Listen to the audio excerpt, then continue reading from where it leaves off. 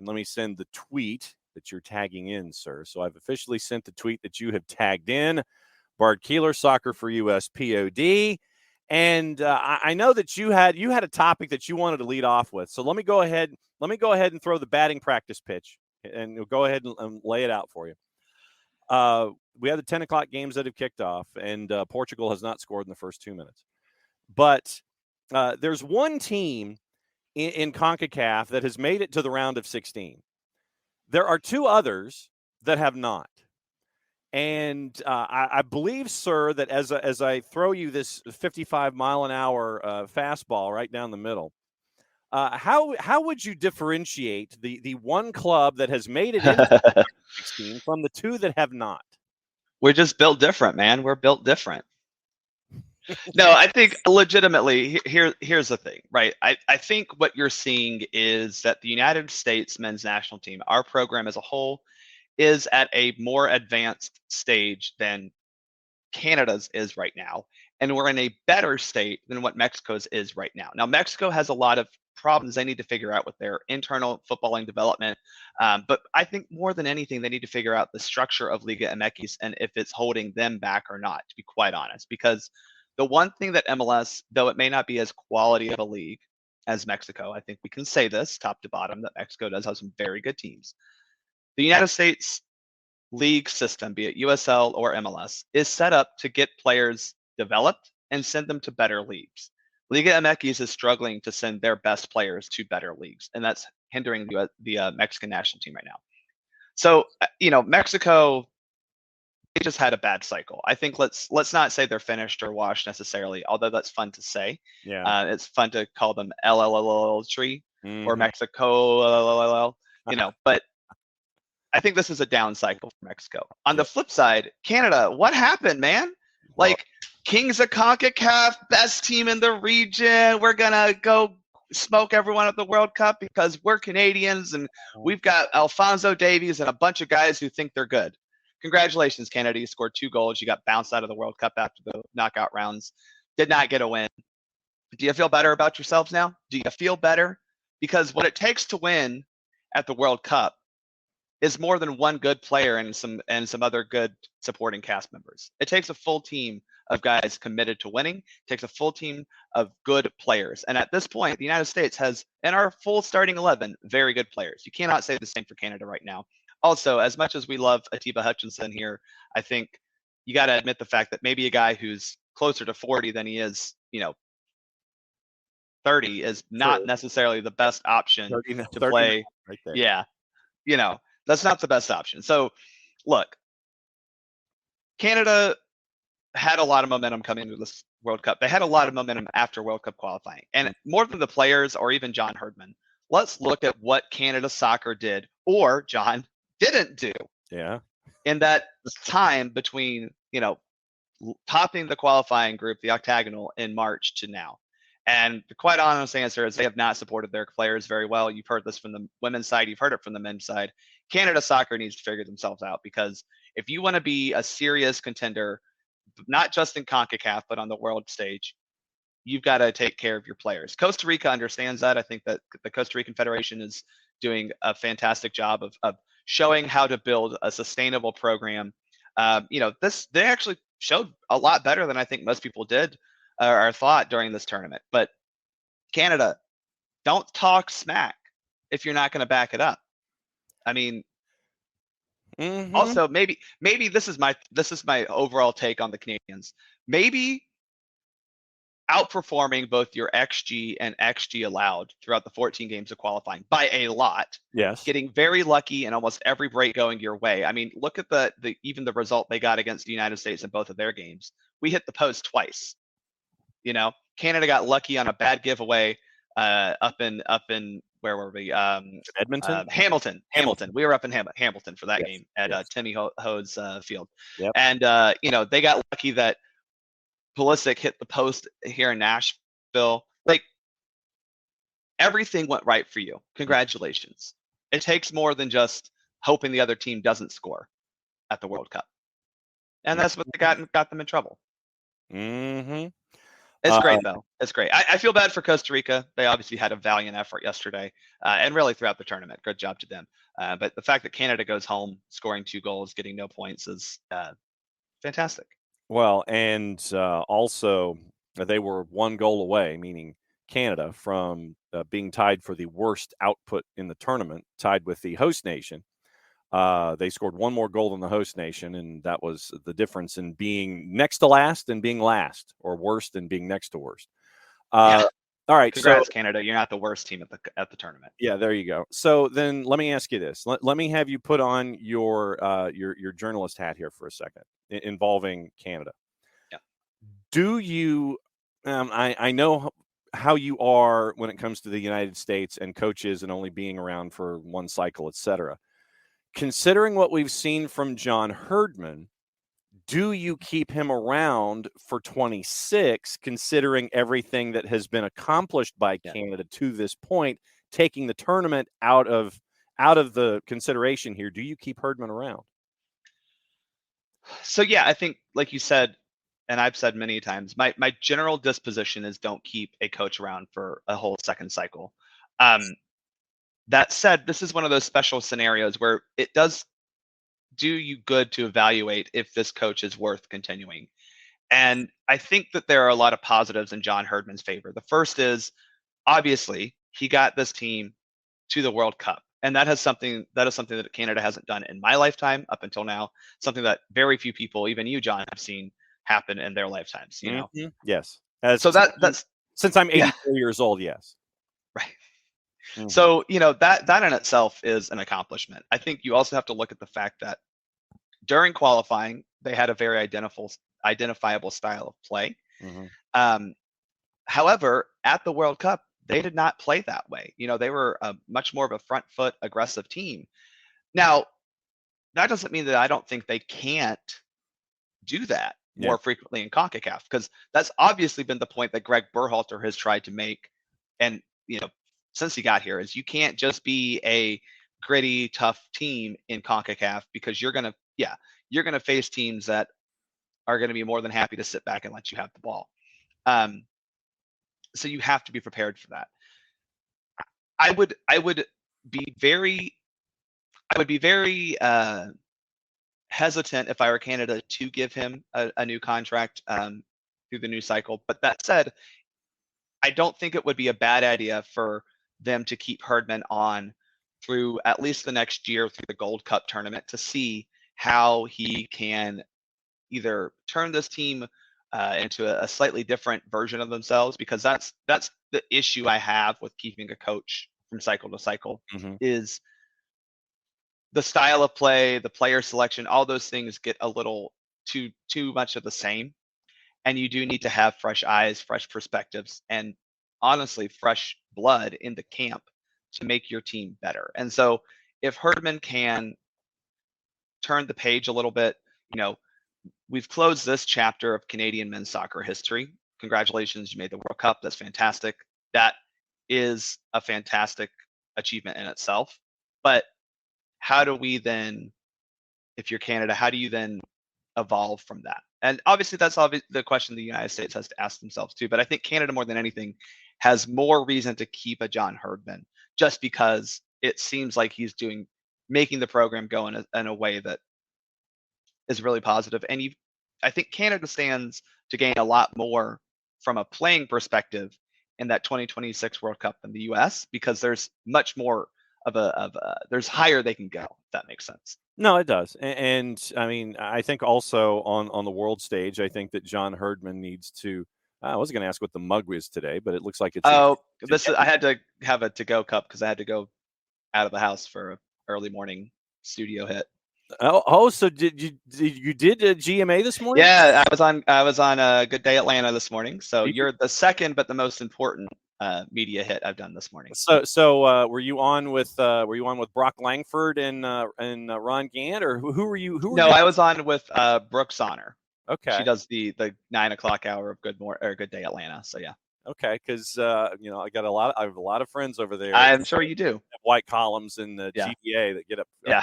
Crack of well before anything. But let me get back to John Herdman for a second. And this goes back to this kind of plays into what the Soccer for Good OG has brought in here. The bad boy a-hole persona does not fit Canada. Literally, the nicest people on earth may be opt for a smart, courageous, and relentless. John Hurt. Well, she doesn't spend much time on Twitter then, because their people are ruthless and mean. Rude Canadians all over Twitter. Rude Canadians who have not taken their slice of humble pie very well at all. No. And continue to push the whole, oh, well, we won the CONCACAF qualifying. That's great. So did the United States in 2006. You saw how that did for us. So look, at the end of the day, qualifying is qualifying. You don't get any extra bonus points for qualifying first or third. Shit, you don't even get more bonus points because you qualified fourth. Yeah, and we do have a goal on the board. Portugal scored in the 6th minute. They lead South Korea 1-0. Ghana and Uruguay, I believe, are waiting for the Luis Suarez PK at the end to give Uruguay full points. So we've got another 70 minutes or so before that. Yeah, I'm waiting for either Ghana to take a bite literally out of Luis Suarez, or Suarez to do something Suarez-like and get the win for Uruguay. Absolutely. John Herdman, I think, and to the OG's point, you can't, and I know that this is how Herdman is wired, but you cannot on the world stage, first and foremost, basically go full-blown Masai Ujiri and channel you can't say that you're going to F an opponent. You can't do that. And then you can't for a double negative. My mom's going to really punish me for this, being the English major. You can't not shake the opponent's hand when the match is over. Yeah. And there are just things in there that, you're on the world stage and your first time in a long time, you got to play nice. I know that may not necessarily be how John Herdman is wired, considering the post-match speech that he gave after match day 1, where he was, I guess, either letting his team know that they had grapefruits or needed to get them for match day 2. But I think that it was a learning experience for Canada, and I hope it was a learning experience for John Herdman as to how to be on the world stage, despite who your personality says you are. Well, and I think there's a difference between talking to your team and trying to inspire them, right? Saying we're going to go F Croatia, trying to help move them past a disappointing loss to Belgium after a very good performance. And then continuing to have that kind of brashness and dismissiveness and, quite honestly, rudeness when you actually go as a professional out in life. Because you do, as a coach, have to have a little bit of a different personality with your team than you do in the media, with your team. And I don't think he was wrong to say what he said to his team, right? Yes. Again, he's trying to help get them to focus on the next game, telling them how great they did, which is... I get that. Yeah, but then you can't go back there and be so disrespectful to your opponent. By the way, an opponent who, if you don't remember, was in the last World Cup final. Yes. An opponent who has some of the classiest, and I mean on the field, players that we've seen play this sport. Luka Modric is not just a generational talent. He's one of the greatest who has played that position that we've seen. I mean that sincerely. The way he can pick a pass, those are skills we don't see from a lot of people. And the way he's able to translate that across the field is fantastic. So it does show a disrespect of the tournament and the game as a whole when you don't at least show the opponent the little bit of respect of going over to the bench, shaking their hands, and then you can leave if you want. Yeah. I mean, that's all it takes.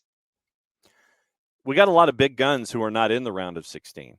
We have Belgium, who had their coach moonwalk out of his final pitch side interviewing opportunity.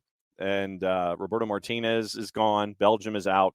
Kevin De Bruyne said, we're too old to win this thing. He was right. Germany, with the chaos of yesterday, and that was some special kind of chaos that was going on in the 2:00 games. Germany's not in. Mexico is not in. A lot of these big name teams are not in the round of 16. You have Morocco win a group, and you have Japan create chaos as a part of all of that madness that was yesterday. When you look at the big names that are out and the smaller nations that have been developing over time that are now in the round of 16, what's your 30,000-foot view of how the world seems to be closing in on itself when it comes to the talent pool? Yeah, I think I would be hesitant to say that Germany is somehow bad at soccer. Let's first have that point out of the way. Is they're still a very good soccer nation. They're still a very good nation of good soccer players. I think this particular generation is not as strong as they've had previously, and obviously we saw them at 2018 not make it through either. Which, by the way, the United States has never failed to make a knockout round twice in a row. Germany now has. Granted, they've been there a lot longer than we have, but hey, we've at least made it. When we've missed it Take the compliment when you can and run with it, brother. Exactly. I think it was more about the fact that Germany as a whole, okay. I don't know if Bernd is in the chat, so I apologize for saying this, but as much as I said that Mexico needs to kind of relook at the way that they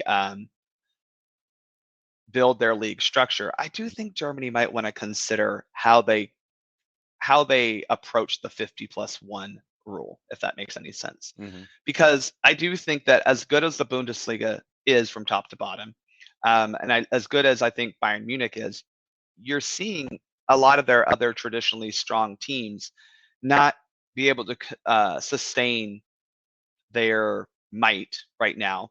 And, I think that you might want to figure out how to inject some more money into the Bundesliga to either A, pay your players better, or B, bring in better talents from all over the world to beef up the competition level in your country, because that is one thing that makes the Premier League so good, is you have a lot of talent, the best talent in the world. It doesn't necessarily always translate to success on the national team level, but I think the German footballing system is much better than the English footballing system for producing good players. But they just need to figure out how to increase the competition level of their league a little bit, and I think that might help them. But I also think that this particular generation of Germans is just not quite at that level, and they're also a little young. I mean, let's give them that. Kai Havertz, Musiala, they're not old, experienced players. They're not even in their mid-20s at this point. So it's possible to say that they were young and just haven't quite reached their potential as well. And we've had VAR in Uruguay and Ghana, and it appears after video assistant referee has looked at it, we have a penalty opportunity for Ghana, and the Uruguayans are trying to completely and totally get in a good share of ish housing to try to make sure that the Ghanaians mentally are not attached to this penalty kick attempt that is in the 20th. Darwin Nunez has been given a yellow as a part of all of the ish housing that's going on in the scrum. And wow. Yeah, so it is on Universo for those that are keeping an eye on. I'm watching. See what I've been doing. Got it. I've been watching Telemundo and Universo. I have not been watching the English language coverage here in the United States. Unless it's a match that I'm like actually want to pay attention to in terms of like I'm sitting down to watch it. I've watched it on I watch it on Peacock, but yeah, it's the Spanish language because they're doing great things with it. Listen, Ghana has a lot of demons to exercise with Uruguay, and a lot of hate to get out of there. So good for them. All right, so we are. I'm keeping an eye over my left shoulder since Bart has turned his monitor off this morning. Yeah, sorry. I got in. I wasn't up in my office. Doing things. So, yeah. I love the purposeful tearing up of the spot. Love it. No, they saved it. Oh, yeah. There you go. Saved it. Absolutely saved it. And the gentleman wearing the armband just happens to be Luis Suarez today for Uruguay. Shocking. I know, really.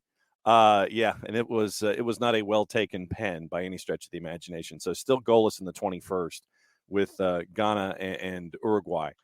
When you look at what we've seen from the United States, what kind of a match are you anticipating tomorrow with the Netherlands?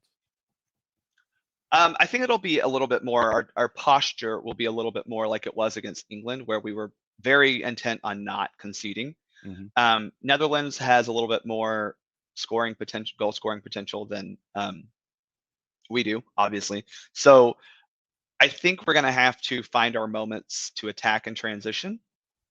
I think that this team is good at that. We have players who are good at that, but I've kind of had this feeling all along, and it sounds really By the way, John Harks is messaging the AO Atlanta Instagram account, so that's fantastic. Sorry. Sweet. Well, Um, that's awesome. I have this feeling, and this sounds so rudimentary, so I'm sorry for it being basic. We're gonna have to score this game, and we've struggled to do that. So the question comes, how do we get that goal? We haven't looked great on set pieces. We haven't been able to finish or get that final ball during the run play. It's going to be tough, but this is where it doesn't matter how you win or how you whatever. You've got to do it, right? Like, this isn't the time to be pretty. This isn't the time to be perfect. This is the time to advance. And I think that the Netherlands is susceptible. I mean, I don't think their group was all that hard, to be quite honest. I'm not trying to, I mean, I think Senegal is a good team, don't get me wrong, but I don't think that the Netherlands group was particularly difficult, especially compared to ours. Yeah. But hey, they've 5 goals in 3 games, only conceded 1. That's a really good record, even in a slightly weaker group. So we're gonna have it cut out for us. I mean, I believe in our defensive abilities. We've given up 1 goal, and that wasn't even in the run of play. But Netherlands has some better offensive talent, and we're going to have to score. It might be because we're going to end in a 1-1 draw regulation. We're going to penalty kicks, which will make, I'm sure, every single person super happy, and our blood pressure will be very good for that. But Matt Turner, when it comes to penalty kick save situations, though. And that's where I do have, some confidence, to be quite honest, because I think Matt Turner is a very good goalkeeper and has a history of saving penalties. I mean, saved a penalty for the U.S. in his very first start ever. So those are things that I think we can feel strongly for. But the Dutch are very good on set pieces. We have done okay defending them, but we just have not scored and looked threatening on set pieces, and that concerns me because those things can make a difference in this round where things are going to be tight. You're going to be less adventurous. I think, getting a set piece goal would be huge. I'm not confident in that. But as long as we can keep them off the board from set pieces, I think that in particularly would be a very big win for the U.S. And look, at the end of the day, we're not expected to win. This is not like, if you're feeling pressure, it's just the pressure to win a knockout round game. The Dutch are the ones with the pressure on them right now. We're playing with house money. Go out there, have fun, and don't be afraid to take a gamble, because if it ends up in a mistake, it ends up in a mistake. Oh well. But it could also, we were a little timid even against Iran. You got to have it in your head that you want to be that hero. That's what I'm hoping to see tomorrow, is who's going to be our hero. Jason Nix comes in. Yes, I'm aware. Yes, scoring more in the Eredivisie than Cody Gakpo, Ricardo Pepi. And so then, all right, let's go up top. And do you?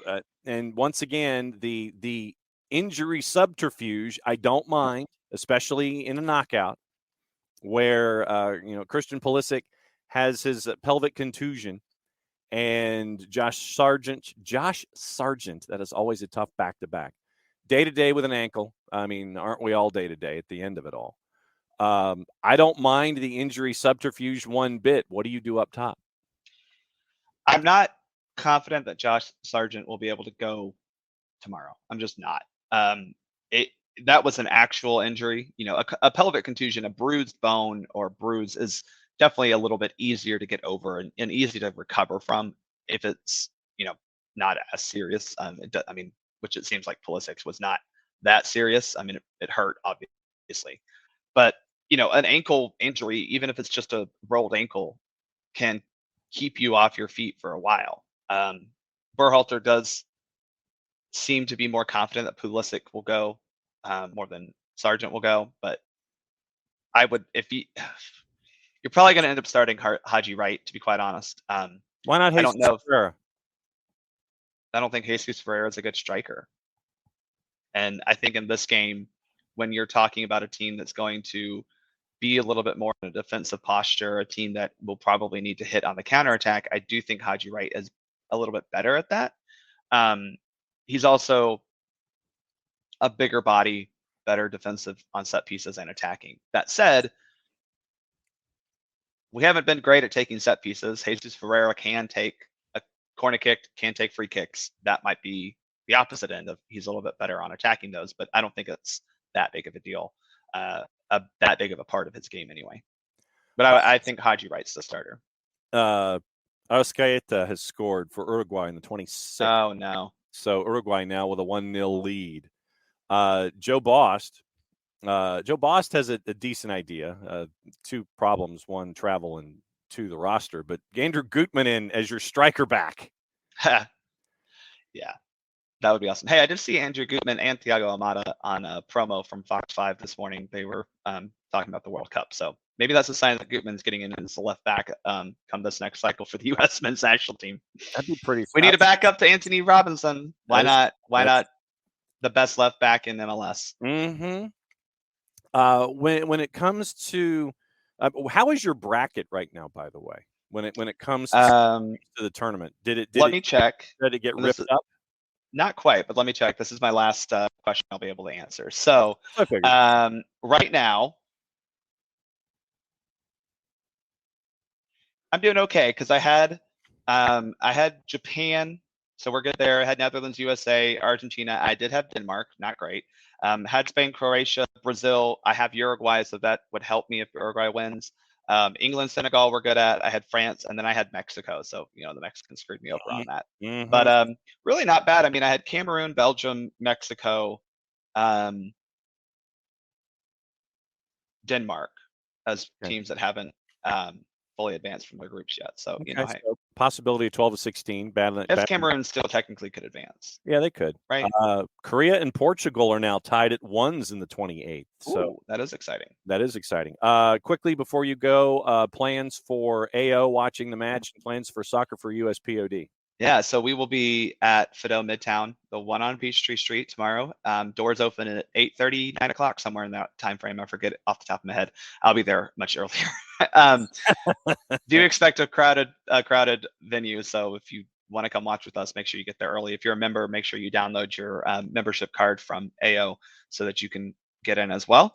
We'll have a podcast dropping today. I have that audio that I need to put together for you, John, and then I'll send it over, and that'll be dropping today.